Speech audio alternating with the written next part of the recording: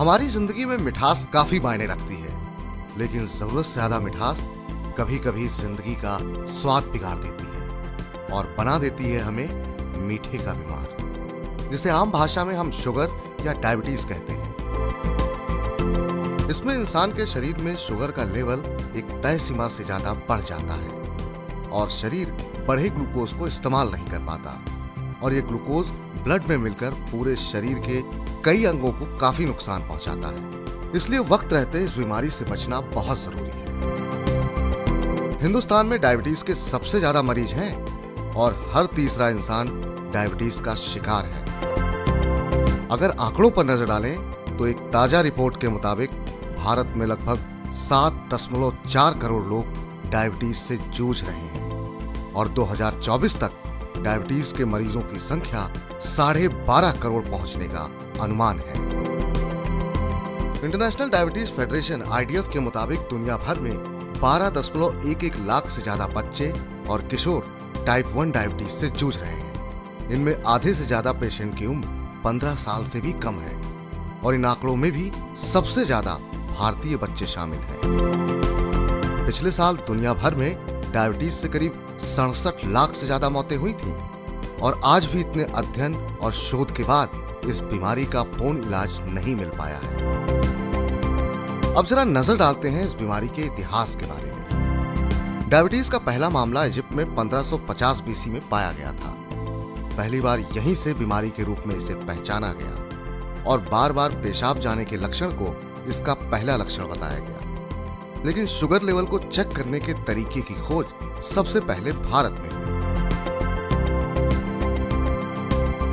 Defeat diabetes foundation की report के मुताबिक ब्लड शुगर की जांच करने का सबसे पहला तरीका चींटियों की मदद से खोजा गया था। इंसान के यूरिन के आसपास अगर ढेर सारी चींटियां इकट्ठा हो जाती थीं, तो माना जाता था कि उस व्यक्ति के शरीर में शुगर का लेवल बढ़ा हुआ है। इस बीमारी को डायबिटीज नाम देने का श्रेय Greek physician Apollonius of Memphis को जाता है। उन्होंने इसके सबसे कॉमन लक्षणों के नाम पर इसे डायबिटीज का नाम दिया। इस बीमारी के ज्यादातर मरीजों को बार बार पेशाब के लिए जाना पड़ता था, इसलिए इसका नाम डायबिटीज रखा गया। अब जानिए इस बीमारी के होने की वजह क्या है। हमारे शरीर को सुचारू रूप से चलने के लिए एनर्जी की आवश्यकता होती है और ये एनर्जी हमारे शरीर में मौजूद ग्लूकोज से मिलती है। अब ये ग्लूकोज कैसे बनता है? हमारा शरीर हमारे द्वारा कार्बोहाइड्रेट के रूप में खाई और पी गई चीजों को तोड़कर ग्लूकोज बनाता है और ये ग्लूकोज हमारे खून में मिलकर एक फ्यूल की तरह काम करता है। इसके लिए हमें एक हार्मोन की जरूरत होती है जिसे इंसुलिन कहते हैं। ये हार्मोन हमारी पैंक्रियाज में बनता है। ये इंसुलिन ही है जो रक्त में मिलकर ग्लूकोज के स्तर को कंट्रोल करने का काम करता है। इसका काम भोजन को ऊर्जा में बदलना होता है। अगर पैंक्रियाज इंसुलिन बनाना बंद कर देती है तो ग्लूकोज ऊर्जा में तब्दील नहीं होगा और ब्लड में ग्लूकोज की मात्रा बढ़ जाएगी। इसी अवस्था को मेडिकल टर्म में डायबिटीज मेलाइटस कहा जाता है।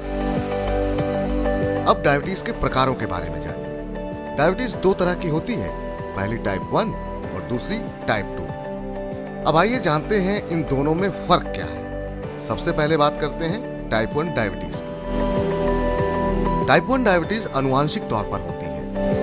ये ऑटो इम्यून डिजीज है। जब शरीर में इंसुलिन बनना बंद हो जाता है तब टाइप 1 डायबिटीज होती है। टाइप 1 डायबिटीज बच्चों और किशोरों में होने वाली डायबिटीज की बीमारी है। इस प्रकार के डायबिटीज में पैंक्रियाज के बीटा सेल्स पूरी तरह से नष्ट हो जाते हैं और इस तरह इंसुलिन का बनना संभव नहीं होता। टाइप 1 डायबिटीज से ग्रस्त लोगों को रोजाना इंजेक्शन के द्वारा इंसुलिन लेना होता है। अब जानिए टाइप 2 डायबिटीज के बारे में। टाइप 2 डायबिटीज हमारी गलत जीवन शैली की देन है। अगर शरीर में इंसुलिन की मात्रा कम होने लगे और शरीर उसे ठीक से इस्तेमाल नहीं कर पाता है तो ऐसी स्थिति में डायबिटीज टाइप 2 की शिकायत शुरू होती है। मोटापा, हाइपरटेंशन, नींद की कमी और खराब लाइफस्टाइल होने के कारण से टाइप 2 डायबिटीज होने के कारण है। चूंकि टाइप 2 के लिए खराब जीवन शैली जिम्मेदार है, इसलिए ये कभी भी हो सकती है, पर अमूमन ये व्यस्त लोगों में होती है। सही डाइट और एक्सरसाइज की मदद से टाइप 2 डायबिटीज को नियंत्रित करने का प्रयास किया जा सकता है। कुछ स्थिति में इंसुलिन इंजेक्शन की आवश्यकता हो सकती है।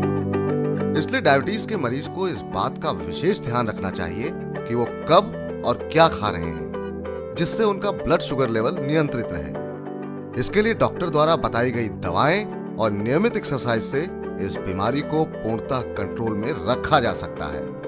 इसलिए हमें आज जरूरत है अपनी लाइफस्टाइल में सुधार करने की, ताकि हम इस बीमारी से बच सकें और एक स्वस्थ और सेहतमंद जिंदगी जी सकें।